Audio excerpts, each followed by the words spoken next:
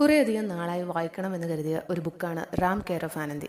അങ്ങനെ എൻ്റെ അനിയനിലൂടെ ആ പുസ്തകം കയ്യിൽ കിട്ടിയപ്പോൾ അത്രമാത്രം സന്തോഷമായിരുന്നു. ആദ്യത്തെ 5 പേജ് വായിച്ചപ്പോൾ നല്ല മടുപ്പ് തോന്നി, ഉള്ളിലൊരു വല്ലായ്മയും. ഇതാണോ എല്ലാവരും വാനോളം ഉയർത്തിയ പുസ്തകം? അപ്പോഴേ അടച്ചു വെച്ചു. പിന്നെയും അടുത്ത ദിവസം രാത്രി പിന്നെയും ആ ബുക്ക് തുറന്ന് വായന തുടങ്ങി. എന്നാൽ പിന്നെ ആ ബുക്കിൻ്റെ ഓരോ പേജുകൾ മറിക്കുമ്പോഴും വായിച്ചു തീർന്നു പോകുമോ എന്ന ഒരു ഫീൽ വന്നു തുടങ്ങി. കഥയിലുടനീളം റാമിൻ്റെ ജീവിതാനുഭവങ്ങളുടെ ചൂടും ചൂരും ഒക്കെ നമുക്ക് കാണാൻ കഴിയുന്നുണ്ട്.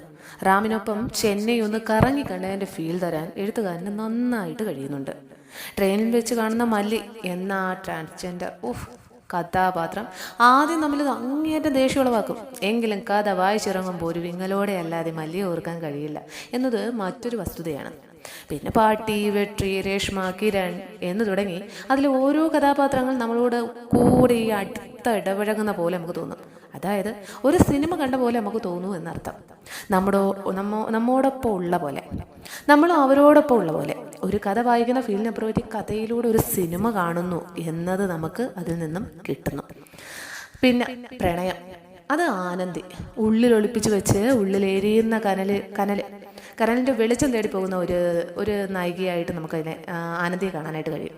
റാമിനൊപ്പം ചേർന്ന് നിൽക്കുമ്പോഴൊക്കെയും സന്തോഷത്തിൻ്റെ എക്സ്ട്രീം എത്തുന്ന മല്ലിയും ഏതിനും കട്ടയ്ക്ക് കൂടെ നിൽക്കുന്ന കൂടപ്പറപ്പുകളായ രേഷ്മയും വെട്ടി. പിന്നെ ഒരുപാട് സ്നേഹം ഇങ്ങനെ വാരിക്കോരി ചൊരിയുന്ന ഒരു പാട്ടിയും, പിന്നെ മധുരമാകുന്ന പലഹാരങ്ങൾ വിളമ്പുന്ന പാട്ടി നമ്മളെ ഒരു ഫീൽ ഗുഡ് ഒരു അറ്റ്മോസ്ഫിയറിലേക്ക് കൊണ്ടെത്തിക്കുന്ന പോലെ നമുക്ക് തോന്നും. ആകാംക്ഷയുടെ ഒരു മുൾമുനയിൽ നിർത്തുകയും പെട്ടെന്ന് ഭാരമിറക്കി വെക്കപ്പെടുകയും ചെയ്യുന്ന ഒരുപാട് സുന്ദര നിമിഷങ്ങൾ നിറച്ചും നമുക്ക് ഈ പറയുന്ന നോവൽ നമുക്ക് കാണാൻ പറ്റുന്നുണ്ട്.